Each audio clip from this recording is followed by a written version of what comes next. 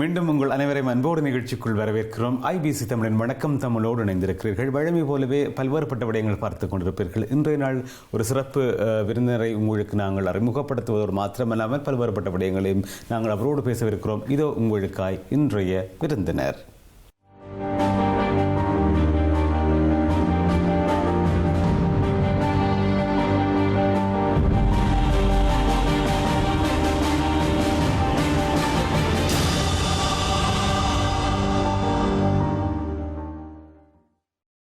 இன்றைய விருந்தினராக நாங்கள் மகிழ்வோடு வரவேற்றுக் கொள்கிறோம் அருள்மிகு உச்சிமுருகன் சைவ திருக்கோயிலின் ஸ்தாபகர் திரு ஸ்ரீரஞ்சன் அவர்களை. வணக்கம். வணக்கம். ஓம் சரவணபவ. உங்களை இந்த காலை வேளையிலே சந்திக்கின்றோம். மகிழ்ச்சிகரமாக இருக்கிறது, மங்களகரமாக கூட இருக்கிறது. பொதுவாக பல்வேறுபட்ட விடயங்களை இந்த அரங்கம் கண்டிருக்கிறது. ஆனால் இன்று சற்று வித்தியாசமாகவும் சில தொன்மங்களையும் எங்களது முதுசங்களையும் நாங்கள் தேடிச் செல்லுகின்ற ஒரு பெரும்பயணத்தை அவரவர் தாங்களவே மேற்கொண்டு வருகிறார்கள். அதன் மிக உச்சமான ஒரு விடயமாக, ஏன் தமிழ் சமூகத்திற்கே புது விடயமாக கூட இருக்கலாம், பிரித்தானியாவிலே தமிழிலே பூசை செய்யக்கூடிய அளவிலான ஒரு கோயில் உருவாக்கப்படவிருப்பதாக அறிகிறோம். அது சார்ந்து பேசுவதற்காகத்தான் என்று அதிகமாக நாங்கள் நேரத்தை செலவிடப் போகின்றோம். எனவே அந்த விடயங்கள் சார்ந்து பேசலாம். நிச்சயமாக. இப்போ லண்டனையோ இங்கிலாந்தை பொறுத்தவரையில் இன்றைக்கி 32 கோயிலுக்கு மேல் இங்கே நடைபெற்றுக் கொண்டிருக்கின்றன. ஆமாம். அவ்வளவும் அநேகமான கோயில், 75% மேற்பட்டது இலங்கை தமிழர்களால் அமைக்கப்பட்ட கோயில் தான். ஆனாலும் எல்லா கோயிலையும் சமஸ்கிருத மொழியிலேயே பூஜைகள் நடைபெற்று வருகின்றன. அப்போ நாம் எவ்வளவோ கேட்டு பார்த்தோம், தமிழில் செய்தால் என்ன, எமது தாய்மொழியில் நாங்கள் கதைப்போம், எம்மது இறைவனுடன் கதைப்பதற்கு எமக்கு புறமொழி தேவையில்லை என்று வினாவிய போது அதற்கு எங்களுக்கு ஒரு நல்ல பதிலை ஒருதருமே இதுவரையில் தரவில்லை. இப்படி இருக்கும்போது தான் எங்களுக்கு பேர்னிலிருந்து ஒரு கோயிலில் தமிழிலும் சமஸ்கிருதத்திலும் செய்கிறார்கள் என்ற ஒரு தகவல் கிடைக்கப்பட்டது. சுவிஸ் நாட்டிலே பேர்ன் நகரிலே ஒன்று இருக்குண்டு அறிவு வந்தது. அப்போ அதோடு நாங்கள் எனக்கு ஒரு ஃபோன் பண்ணி சொன்னார், இப்படி ஒன்று இருக்குது, வெப்சைட்டில் போய் பேரண்டு. நான் வெப்சைட்டில் போய் பார்த்தா போல் அதில் சமஸ்கிருத ஓம், அதாவது ஹிந்தி ஓமும் ஞானலிங்கேஸ்வரர் இசன்னாவும் இருந்தது. அப்போ நான் அதை மூடி வச்சுட்டேன். இப்போ இவர் திருப்பி அழைச்ச என் நண்பர் என்ன நடந்தாண்டு. நான் சொன்னேன், அடையப்பா தமிழ்னு சொல்லி போட்டு நீங்கள் ஹிந்தி ஓமையும் இதையும் போட்டுக்கிறீங்கள், அவருக்கு அப்படி நான் காய்க்கிறேன்ண்டு. அவர் காய்ச்சி போட்டு ஒரு மத்தியாலம் 1.5 மணி ஆடி சொன்னார், சுரஞ்சனுக்கா திருப்பி போய் பேரங்கோ, அவங்க மாற்றிட்டாங்க. அப்போ நாங்கள் எங்களுடைய ஆதங்கத்தை சொல்லி ஒரு 2 மணி நேரத்தில் அவர்கள் அதை தமிழில் மாற்றி அந்த இஷன்னாவையும் தாங்கள் அதை மாற்றுவோம் என்றொரு வார்த்தையை தந்தார்கள். அதன் பின் நாங்கள் அங்கே போய் பார்த்தோம். மிகவும் சிறப்பாக தமிழ் செய்து கொண்டிருந்தார்கள். பின் உங்கள் தெரிமறியாது இந்தியாவிலே ஒரு பெரியவர் முருகனார் என்று கூறப்படுபவர், அவர் கிருபானந்த வாரியாரின் பேரன். அவரை அங்கே வரவழைத்து லண்டனிலிருந்தும் பலர் அங்கே சென்றிருந்தோம். ஒரு தீர்த்த விழாவண்டு இன்று முதல் கருவறை தமிழில் மட்டுமே நாங்கள் பூஜை செய்வோம் என்றொரு முடிவை மேற்கொண்டோம். அன்றிலிருந்து அவர்களுடன் மிகவும் இணைந்து வேலை செய்து கொண்டிருக்கின்றோம். பேர்ந்தவர்கள் ஒரு மாபெரும் கோயிலையே அங்கே அமைத்துள்ளார்கள். ஆமாம், அந்த கோயிலுக்கு அருகிலே வேறு மத கோயில்கள் இருக்கிறது. அதே நேரத்தில் நான் பார்த்திருக்கின்றேன், ஈழலிங்கேஸ்வரர் எனப்படுகின்ற ஒரு லிங்கமும் அங்கே காணப்படுகிறது. ஈழத்தை ஒரு அமைவாக அவர்கள் அமைத்திருக்கின்றார்கள். பல்வேறுபட்ட விடயங்கள் அந்த ஆலயத்தில் இருக்கிறது. தமிழிலே தான் பூஜைகள் நடைபெற்றுக் கொண்டிருக்கிறன. பல பயிற்சி பெற்ற, நீங்கள் சொன்னது போல பூசாரிகள் பூஜை வழிபாடு நடத்துகிறார்கள். இன்னும் பல சிறப்புகள் இருக்கிறது. இதன் அடிப்படையில் தான் இப்பொழுது இந்த துவங்கி இருக்கின்றோம். இதற்கு முதலே நாங்கள் ஈழத்தில் இனிவில் இந்த இடத்திலே என்னமொரு ஞானலிங்கேஸ்வரரை அமைத்து அங்கேயும் முற்றுமுதாக தமிழ் நடைபெற்றுக் கொண்டிருக்கின்றது. இப்போ இந்த கோயிலும் நாங்கள் தொடங்கியது இன்றைக்கு 5.5 வருடங்களுக்கு முன் ஒரு கம்யூனிட்டி ஹாலில் எங்களோட வருடப்பிறப்பண்டு 2011 ஆண்டு ஏப்ரல் மாதம் வருடப்பிறப்புன்னு துவங்கினாங்கள். அதுக்கும் துவங்கி முதலாவது அந்த கும்பாபிஷேகம் செய்யும் போது சசி ஐயா, சிவருசி சசிகுமார், தர்மலிங்க சசிகுமார் அவர்கள் என்னுடைய குரு. அவரும் அங்கே வந்திருந்து நமக்கு அதை சிறப்பாக நடத்தி தந்தார். அப்போ நாம் இதற்கு ஒரு இடம் வாங்க வேண்டும் என்று இப்போ கனகாலமாக தெரிந்து இறை அருள் இப்போதான் கைகூடி வந்து இப்போ இந்த கந்த சஷ்டிக்கு ஒரு 2 கிழமைக்கு முதல் தான் நமக்கு இந்த இடம் கையில் கிடைக்கப்பட்டுள்ளது. இன்று நாம் அதை வேலைகள் ஆரம்பமாகிவிட்டது. அந்த வேலைகளுக்காக பல லட்சங்கள் தேவைப்படுகின்றது. ஆனால் இதில் முக்கியமாக பார்த்தீர்களானால் தமிழில் நடைபெறுற முதலாவது திருக்கோயில் இந்த உச்சிமுருகன் கோயிலாகத்தான் இருக்க பிரித்தானியா பொறுத்தவரையில். ஆனபடியால் இந்த தமிழுக்காக எம்மவர் பலர் தமது உயிரை தியாகம் செய்திருக்கிறார்கள். அவர்களுடைய ஆத்மா சாந்தி அடைய வேண்டும். நாம் தமிழில் பூஜை செய்ய வேண்டும். நாம் எந்த ஒரு மொழிக்கும் எதிர்கள் அல்ல. நாம் எமது மொழி தமிழ் செய்வோம் என்று தான் கூறுகின்றோம். ஒருவர் என்ன கேட்டார், அப்போ வெள்ளக்காரர் வந்து இங்கே ஆங்கிலத்தில் சொல்லி செய்வீங்களோ உண்டு. அப்படி அல்ல. வெள்ளக்காரர்கள் தாங்களாக ஒரு திருக்கோளை அமைத்து அங்கே ஆங்கிலத்தில் செய்தால் அதில் ஒரு தவறும் இல்லை. நீங்கள் இப்போ இன்றைக்கு இங்கே பார்த்தீங்களா, கிறிஸ்தவ சமயம் இன்றைக்கு எல்லா மொழிகளிலுமே செய்து கொண்டிருக்கின்றார்கள். அவர்கள் தூங்கும் போது எல்லா மொழிகளும் இருக்கவில்லை. அவர்களும் வாழ்கிறார்கள் தானே. எங்களுடைய தமிழ் எங்களுடைய தமிழை விட சிறப்பான மொழி இந்த உலகத்தில் ஒன்றுமே இருக்க முடியாது. இந்த பல ஆய்வாளர்கள் சொல்லிக் கொண்டிருக்கின்றார்கள். ஆனால் நாம் தமிழர்கள், அதுவும் இலங்கை தமிழர்கள், அதை நாங்கள் கைவிட்டு கொண்டு நிற்கின்றோம். ஆனபடியினால் நான் தயவாக கேட்பது என்னவென்றால், இந்த குடமுழுக்கு 7ஆம் தேதி ஜூன் மாதம் நடத்துவதற்கு தீர்மானித்துள்ளோம். அதை நடத்துவதற்கு, அதை கட்டி முடிப்பதற்கு கட்டிடம் வாங்கி விட்டோம். அதை திருப்பி இடித்து கணக்கு கட்ட வேண்டி இருக்குது. அதுக்கு 300,000 பவுண்ட்ஸுக்கு மேலே தேவைப்படுகின்றது. தமிழ் ஆர்வலர்கள் அனைவரும் ஒன்றாக வந்து இந்த மாபெரும் ஒரு சக்தியாக திரண்டு எமது தமிழை நாம் முன்னெடுத்து செல்ல வேண்டும் என்பது உங்கள் ஆசையாக. பொதுவாகவே பார்த்துக்கொள்ளலாம், நாங்கள் எங்கள் மத்தியில் இருக்கின்ற பல ஆலயங்கள் இருந்து கொண்டிருக்கிறது. குறிப்பாக சமஸ்கிருதத்திலே பூஜை செய்கின்ற ஆலயங்கள் இருந்து கொண்டிருக்கிறது. இதில் நீங்கள் குறிப்பிட்டது போல தமிழ் ஆலயங்கள் மிக குறைவு. ஆனால் மலேசியாவை பொறுத்தவரையில் ஒரு சில இடங்கள், செந்தூர் போன்ற இடங்களில் தமிழிலே பூஜை செய்து கொண்டிருக்கிறார்கள், எல்லை கடவுள்கள் என்று சொல்லப்படுகின்ற அளவில். இதன் அடிப்படையில் இது ஏன் இந்த நேரத்திலே மிக முக்கியமாகப்படுகிறது? ஒன்று. இன்னொன்று, குறிப்பாக லண்டன், அதாவது லண்டனை அண்டிய பிரதேசமாக இருக்கிறது. இந்த பிரதேசத்தின் முக்கியத்துவம் எப்படி, அங்கே தமிழர்களின் சிறைவு எப்படி, இது போன்ற விடயங்களை பற்றி பார்க்கலாம். நிச்சயமாக. முதலாவது பார்த்தோம் என்றால், ஹைவிக்கம் என்ற இடம் வந்து மலையும் மலை சார்ந்த இடமும், ஒரு உச்சி முருகன் என்ற பெயர் வைத்ததுக்கு காரணம் ஹைவிக்கம் உச்சியில் தான் இருக்கின்றது. முருகனுக்கு ஏற்ற ஒரு இடமாகத்தான் அமைகின்றது. முருகக் கடவுளை நாம் துவங்கும் போது தேர்ந்தெடுத்ததற்கு நோக்கம் வந்து என்னவென்றால், உலகத்திலேயே தமிழ் கடவுள் என்று சொன்னால் அது முருகப்பெருமான் தான். வேறு எந்த ஒரு கடவுளுக்கும் தமிழ் கடவுள் என்று சொன்ன கிடையாது. சிவன் முருகன் அப்பான்னு சொல்கின்றார்கள். அவரை கூட முத்தமிழ் முதல்வன் என்று சொல்கின்றார்கள், சங்கம் கண்ட கடவுள் என்று சொல்கின்றார்கள். ஆனால் தமிழ் கடவுள் என்று முருகப் பெருமானுக்கு மட்டுமே பேர் உள்ளது.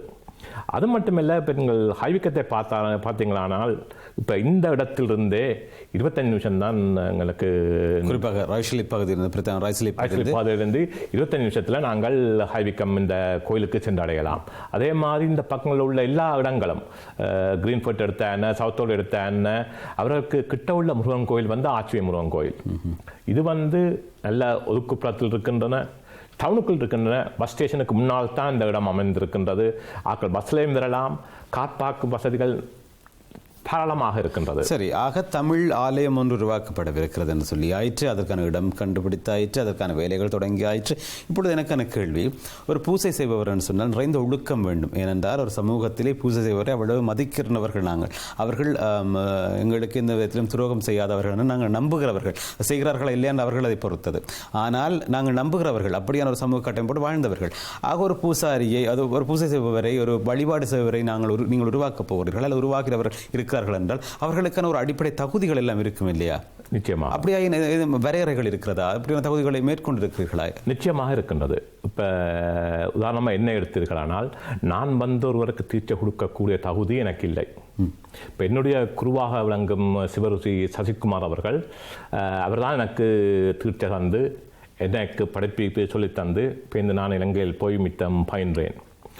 அவரிடம் போகும்போது லண்டன்லேருந்து போன என்னோட சேர்ந்து என்னோட 3 பேர் வந்தவர்கள் அவர்கள் கூட கேட்டார்கள், ஐயா நீங்கள் எனக்கு குருவாக இருந்து தீர்த்தம் என்று. அவர் மறுத்து விட்டார். அதற்கு அடிப்படை காரணம் அவர் வெளியால் சொல்லவில்லை, அவருக்கு அவர்களில் நம்பிக்கை இருக்கவில்லை. இவர் அமைதியாக இந்த எங்களுக்கு சில கடப்பாடுகள் இருக்குது, அதை கடைப்பிடிப்பாரா என்ற கேள்வி எங்களுடைய சிவருசி குருக்களுக்கு இருந்தபடியால் அவர் அவருக்கு கொடுக்கவில்லை. தாரம் ஐயராகலாம், பூஜை செய்யலாம் என்று கூறினாலும் கூட நீங்கள் கூறிய மாதிரி அடிப்படை தகுதிகள் சில இருக்கின்றன. அதை விட்டு நாங்கள் யாரையும் பழக்கலாம். சொன்ன மாதிரி அவர் ஐயாக வந்தார் என்றால் தனியாக கோயிலில் பூஜை செய்யும் பொழுது மட்டும் ஐயராக இருக்க முடியாது. அவர் வாழ்க்கையிலேயே அவர் ஒரு குருவாக இருக்க வேண்டும். ஒருவனின் கெட்டது நல்லது தீயது எல்லாத்திலும் பங்கு பெற வேண்டும். இப்போ பார்த்துக்கலாம், இன்றைய சமுதாயத்தில் மென்னிக்கோ நான் சொல்கிறதுக்கு இப்போ ஐயர் ஒரு செத்த விட்ட போக மாட்டார். ஒரு சிலர் தான் போவார்கள், எல்லாரும் போக மாட்டார்கள். எல்லாரும் முக்கியமான கோயிலில் செய்கிற ஆக்கள் போக மாட்டினோம். ஆனால் 31க்கு போவினோம். இப்போ உங்களோட நண்பனாக இருக்கும் குருவாக இருக்கும் நான் உங்களோட துக்கத்தில் பங்கு பெற்றாமல் நன்மையில் மட்டும் பங்கு பெறுவனாக இருந்தால் அதை எப்படி ஏற்றுக்கொள்ள முடியும்? நிச்சயமாக நீங்கள் சொல்லுகின்ற அளவிலே சமூக அளவிலே பார்க்கின்ற பொழுது மிகச் சரியாக இருக்கிறது, பார்க்க நியாயமாகத்தான் இருக்கிறதுன்னு ஒன்று இருக்கிறது. ஆனால் எங்களுக்கு இருக்கின்ற ஒரு பல்லாண்டு கால வரலாற்று வழி வந்தவர்களாக நாங்கள் இருக்கிறோம். சிலவற்றை நாங்கள் மறந்து வந்திருக்கிறோம், அல்லது மறைக்கப்பட்டதால் அது எங்களுக்கு தெரியாமலே பயணப்பட்டு வந்திருக்கிறோம். ஆக எங்களுக்கு எதிராக மிக பெரும் பூதாகாரமாக இருக்கின்ற இந்த வரலாற்று பின்னணியை உடைத்தாக வேண்டும். அல்லையேல் இதன் நாங்கள் வெற்றி பெற முடியாது இல்லையா? அந்த மாயைகள் அல்லது பொய் என்று உணரப்பட்டவை அல்லது எங்கள் மீது திணிக்கப்பட்ட வேற்றுமொழி, இப்போ என்னை அறியாமலே நானே அந்த விடயங்களுக்குள் உள்புகுந்திருப்பேன், உங்களை அறியாமலே நீங்கள் அதற்குள் வாழ்ந்திருப்பீர்கள். ஆக எல்லாவற்றையும் உடைத்தறிந்த ஒரு கட்டுடைப்பு செய்ய வேண்டிய தேவை இருக்கிறது இல்லையா? நிச்சயமாக. அதான் பார்த்தீங்கன்னா என்றால் 2500-3000 வருடங்களுக்கு முன் இந்த மது பூஜைகள் அனைத்துமே தமிழ் நடைபெற்றது. அதற்கு போதுமான சான்றுகள் எங்கள்கிட்ட இருக்கின்றது. அது மட்டுமில்லை, இதை அவலத்தையும் இந்த அரசர்கள் படையெடுப்பினும் போது உங்களுக்கு தெரியும், எங்களுடைய திருமுறைகள் அவ்வளவு ஒரு அறையில் வைத்து பூட்டப்பட்டிருந்தது. அதை அரவாசி கரையான் சாப்பிட்டது. மிச்சத்தை எடுத்துத்தான் அவர்கள் 12 திருமுறைகள் உருவாக்கினார்கள். இப்போ எம்பை அன்று தொட்டு அழித்து கொண்டு வந்தவர்கள் தான். அதுவும் ஒரு பகுதி தான். நீங்கள் பார்த்தீங்கன்னா யாழ்ப்பாண லைப்ரரியை கூட எரிச்சது. அப்போ எமது வரலாறு மிக தொன்மையானது.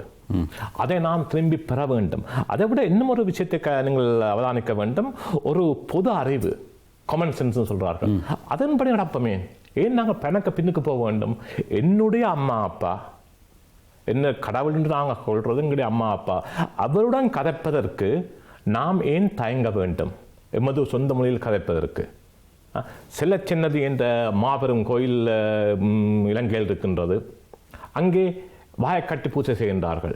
அங்கே வெறும் ஆக்கள் எத்தனையோ ஆயிரம் கணக்காக போய் அங்கே இருக்கின்றார்கள். திருமணம் செய்வர்கள் அதிகமாக அங்கே செல்கின்றார்கள். ஒரு நாளைக்கு இந்த முக்கியமான நாளை பார்த்தீங்கன்னா இப்போ 20-30 பரவலாம் போயிருக்கின்றன. அப்போ அங்கே சில போகிறார்கள். அப்போ என்னன்னு சொன்னால், கடவுளிடம் பேசுவதற்கு உங்களுக்கு மொழி தேவையில்லை, உங்கள் உள்ளம் ஒன்றே போதுமானது. நீங்கள் உள்ளத்தால் கடவுளை கும்பிடலாம். ஆனால் நாங்கள் சொல்லுகிறோம், எங்களுக்கு தெரிந்த மொழி தமிழ், தமிழிலே செய்வோம், எல்லோரும் வாருங்கோ. அது எங்கே நாங்கள் வேற்றுமையும் பார்க்க மாட்டோம். வேற்றுமை என்று சொல்வது ஆண் பெண் என்ற வேற்றுமை அல்லது ஏற்றத்தாழ்வு, ரெண்டுமே இருக்கக்கூடாது. ஆண் பெண் என்ற வேற்றுமை இருக்கக்கூடாது, ஏற்றத்தாழ்வு இருக்கக்கூடாது. காசுள்ளவனுக்கு நாங்கள் வித்தியாசமாகவும் காசு இல்லாதவனுக்கு இன்னொரு வித்தியாசமாகவும் செய்வது மிகவும் பிழை. கடவுள் படைப்பில் எல்லோருமே சமமாகத்தான் இருக்கின்றோம். அப்போது எப்படி இந்த வேற்றுமை வந்தது? எனக்கு தெரிஞ்சு சில விடயங்கள் தொடங்கினால் இப்படித்தான் அழகாகத்தான் இருக்கும். தொடங்கும் பொழுது காலப்போக்கிலே தான் அது அது ஒரு உருமாறி கொண்டிருக்கும். அப்படியான ஒரு சூழலை எங்கள் தமிழ் சூழல் நிறையவே பார்த்துருக்கிறது, நிறைய அனுபவப்பட்டிருக்கிறது. அது ஒரு நிர்வாகம் தொடங்கி கட்டமைப்புகள் தொடங்கி இப்படி நாங்கள் பார்த்து கொண்டு வந்து கொண்டிருக்கிறோம். இப்படி நீங்கள் போடுகின்ற இந்த அத்திவாரம், இந்த அடிப்படை கட்டமைப்பு என்பது எவ்வளவு காலத்தை நோக்கியதான அல்லது இதை நோக்கியதான ஒரு இலக்காக இருக்கும்? வெறுமனே தமிழிலே பூஜை செய்து விட்டால் போதும் என்கின்ற இலக்கா, இலக்கா? அதை தாண்டி முற்றுமுழுதாக எதிர்காலத்திலே தமிழர்கள் தமிழை பூசை செய்கின்ற அளவிற்கு இந்த வல்லமைகள் படைத்தவர்களாக மாற வேண்டும், அல்லது இந்த இடங்கள் எல்லாம் அப்படி சூழல் அமைக்க வேண்டும் என்கின்ற ஒரு எண்ணம் இருக்கிறது. எப்படி உங்களது எண்ணம்? நிச்சயமாக அப்படித்தான் இருக்கின்றது. இது இந்த துவங்கப்படும் இந்த உச்சிமுருகன் ஆலயமானது லண்டனில் இது ஒன்றாக இருக்கக்கூடாது. அனைத்து கோயில்களுமே தமிழில் செய்வக்கூட வர வேண்டும். அதுக்காக சமஸ்கிருதம் இருக்கக்கூடாது நான் சொல்லவில்லை. மற்ற சமஸ்கிருத மொழிக்காரர் போனால், இந்தியர் போனால் அவர் சமஸ்கிருதம் செய்யட்டுக்காக எந்த விதமான தவறும் இல்லை. அவர்களையும் நாங்கள் வரவேற்கின்றோம். ஆனால் நாங்கள் தமிழர்கள் தமிழ் செய்வம் ஒன்றாக இருக்கின்றோம். தொடர்ச்சியாகத்தான் நாங்கள் போகின்றோம். இப்போ பார்த்தீங்கள் என்றால் இப்போ குறுகிய காலத்துக்குள் 3 திருக்கோயில் நடந்து கொண்டிருக்கின்றன. அந்த திருக்கோயிலுக்கு இப்போ சுவிஸ் பேர்ன் திருக்கோயிலோ, பேர்ன் என்ற ஒரு போர்டரில் இன்னொரு திருக்கோயில் இருக்குது, அங்கேயோ இன்னொரு திருக்கோயிலும் இருக்கலாம், அந்த ஒரு சக்தி கோயில் உண்டு, அதுவும் தமிழில் செய்து கொண்டிருக்கிறோம். அங்கே போனீங்கள் என்றால் இந்த லண்டனில் எந்த ஒரு கோயிலையும் காண முடியாத அளவுக்கு ஜனம் வந்து குவியுது. ஆமாம், சுவிஸ் நேரடியாக நான் பார்த்திருக்கிறேன், போய் அந்த பூசைகள் எல்லாம் கேட்டிருக்கிறேன். அவ்வளவு தமிழ் இனிப்பாக இருக்கும், அவர்களது தேவாரங்கள் மிக மிக இனிமையாக இருக்கும், அவர்கள் பேசுகின்ற தமிழ் அழகாக இருக்கும். ஒருவர் விட்டு பூசை செய்து விட்டால் அடுத்த பெண்மணி ஒருவர் பூசையை பார்த்து கொண்டிருப்போம், இன்னொருவர் நேரடியாக அந்த கருவறைக்குள் சென்று பூசை செய்கின்றதை எல்லாம் பார்க்கிறோம். அவ்வளவு ஒழுங்கமைப்பு கொண்டிருந்தது, ஈடுபாடுபடுத்தப்படும் போது நீங்கள் ஆசைப்பட்டு போகின்றீர்கள். அங்கே நீங்கள் கூட ஈடுபாடு அங்க பார்த்தோம் நிற்காது, நீயும் வந்து அபிஷேகத்தை செய். ஆனால் அதில் ஒரு ஆக சொல்லக்கூடியது, நீங்கள் ஒரு குறைந்தபட்சம் 3 நாளைக்கு மாமிசமும் மத அருந்தாமல் இருந்திருக்க வேண்டும் என்று. நாங்கள் வந்து உங்களை செக் பண்ண போகிறதில்லை. உங்களுடைய மனத்துக்கு நீங்கள் தூய்மையாக இருந்தால் வாங்கோ, நீங்கள் வந்து அபிஷேகம் செய்யுங்க. அந்த நேரத்தில் நிச்சயமாக நீங்கள் சொல்லும் பொழுது பல்வேறுபட்ட விடயங்கள் எனக்கு தோன்றுகிறது. ஒன்று, தொன்மம் என்கின்ற ஒன்றை நாங்கள் மீள உருவாக்க முனைகிறோம் ஒன்று, இந்த அல்லது மீள கட்டியமைக்க முனைகிறோம் இன்னொன்று. அதை தாண்டி இப்பொழுது புலம்பெயர் நாட்டை பொறுத்த வரைக்கும் இளம் சமுதாயம் வாழ்ந்து கொண்டிருக்கிறது. குறிப்பாக அவர்கள் ஆலயங்களுக்கு செல்வது மிக குறைவு. பெற்றோர்கள் செல்கிறார்கள், இருந்து வருடத்தில் ஒரு முறை திருவிழா தேர் என்றால் அங்கு சென்று விட்டு வருவார்கள். அவர்களுக்கு அவ்வளவு ஈடுபாடுகள் எல்லாம் இல்லை என்று தோணுகிறது கடந்த காலங்களில் நாங்கள் பார்த்திருக்கிற விடயம். ஆனால் அதையும் தாண்டி அவர்களை அங்கே அழைக்க வேண்டுமானால் ஒன்று அவர்களுக்கு அந்த வாழிட மொழி தான் அதிகமாக பரிட்சயப்பட்டது. ஒன்று பிரெஞ்சோ அல்லது ஆங்கிலமோ தெரிஞ்சிருக்க வேண்டும் அங்கே, அல்லது அது சார்ந்த ஒரு விடயத்தை அங்கே நாங்கள் பரிந்துரைக்க வேண்டிய தேவை இருக்கிறது. சரி, அதையும் தாண்டி போனால் தமிழ் இப்பொழுது மிக குறைவாகத்தான் இருக்கிறது. தமிழ் பயன்பாடு நாங்கள் பார்த்த வரைக்கும் பாடசாலைகளில் தமிழ் பேசுகிறார்கள், வீட்டில் வந்தால் மீண்டும் ஆங்கிலம் கலந்து விடுகிறது. இவற்றை எல்லாம் தான் கட்டுடைக்க வேண்டிய தேவை எங்களிடம் இருக்கிறது. நீங்கள் தொடங்கும் பொழுது கூட கேட்டிருக்கிறேன். இதன் அதாவது நாங்கள் இலக்கு வைக்கின்ற ஒரு எல்லைகள் இருக்கிறது தானே, அப்ப அது யாராக இருக்கும், அது எப்படி இருக்கும் என்று நீங்கள் கருதுகிறீர்கள்? நிச்சயமாக இளம் சமுதாயத்தை நோக்கித்தான் நாங்கள் பார்க்கின்றோம். இப்போ நீங்கள் பார்த்தீங்கன்னு சொன்னால் இளம் சமுதாயத்துக்கு லண்டனை பொறுத்தளவில் தமிழ் கொஞ்சம் குறைவாக இருந்தாலும் அவர்களுக்கு தமிழ் தெரியும். இப்போ எல்லா வீடுகளிலும் தமிழ் தான் பேசுகின்றார்கள், தாய் தகப்பன். ஆமாம், அப்போ பிள்ளைகளுக்கு விளங்குது. ஆனால் கோயிலுக்கு போனோடனே இன்னும் ஒரு வேற்று மொழி என்றால் அவர்கள் அதை பற்றி அக்கறைப்படுறதில்லை. அதில் நின்று அந்த நீங்கள் சொன்ன மாதிரி திருவிழாட்ட நேரத்தில் வேலையில் தான் செய்கிறார்கள் ஒழிய அதை கேட்பதில்லை. ஆனால் தமிழில் கூறும்போது அவருக்கு கொஞ்சம் உண்டாலும் விளக்கம் இல்லை. எனக்கே தெரியாது சமஸ்கிருதத்திலே மந்திரங்கள் ஓதுகின்ற பொழுது அல்லது உச்சாரணங்கள் செய்கின்ற பொழுது எனக்கே விளங்குவதில்லை. முன்னர் சொன்னதை பின்னரும் சொல்வார்கள், பின்னர் சொன்னதை முன்னரும் சொல்வார்கள், இதில் என்ன இருக்கிறன்னு விளங்க. ஆனால் மிக நீண்ட காலமாக இதை பின்பற்றி அடியொற்றி வந்து விட்டோம். இந்த சமஸ்கிருத வார்த்தைகள் தான் கேட்டு பழகியவர்கள் நாங்கள், அல்லது வாய்கட்டி பூசை செய்கின்ற முறையோடு பழக்கப்பட்ட திருவிழாக்களை கொண்டு ஆக்கினாங்கள். ஆகவே இதன் வழி வந்திருக்கிறோம். இதன் அடிப்படையில் தான் இந்த விடயங்கள் நாங்கள் பார்க்கக்கூடியதாக இருக்கிறது. சரி, என்னை பொறுத்த வரைக்கும் இந்த அருள்மிகு ஸ்ரீ உச்சிமுருகன் சைவ திருக்கோயிலின் பணிகள் இப்பொழுது தொடங்கி ஆயிற்று. அதனைத் தொடர்ந்து பல்வேறுபட்ட தேவைகள் இது இருப்பதாக சொல்லுகிறீர்கள். அதாவது இதன் 6ஆம் மாதம், அதாவது ஜூன் மாதம் 7ஆம் தேதி 2017ஆம் ஆண்டு இதற்கான விசாக திருவிழா நடைபெறவிருப்பதாக தெரிவித்திருக்கிறீர்கள். சரி, இதற்கான தேவைகள் உங்களிடம் என்ன இருக்கிறது? நிகழ்ச்சி நிறைவிலே நாங்கள் பேசிவிட்டு போகலாம் என்று நம்புகிறேன்.